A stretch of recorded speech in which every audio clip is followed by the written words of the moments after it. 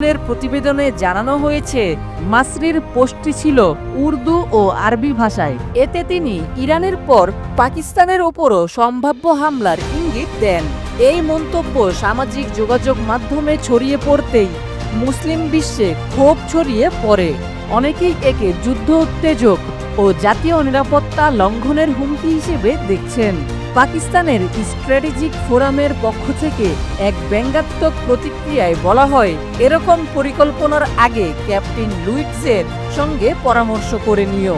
অন্যদিকে এক ব্যবহারকারী লিখেছেন, যখন আমাদের পারমাণবিক অস্ত্র ছিল না তখনও সাহস করনি, আর এখন আছে, তাই স্বপ্ন দেখতেই পারো। পাকিস্তান সরকারের পক্ষ থেকেও কড়া প্রতিক্রিয়া এসেছে। সোমবার দেশটির উপপ্রধানমন্ত্রী ও পররাষ্ট্রমন্ত্রী ইসহাক দার বলেন, ইসরায়েলের উদ্দেশ্যে আমাদের বার্তা স্পষ্ট, পাকিস্তানের দিকে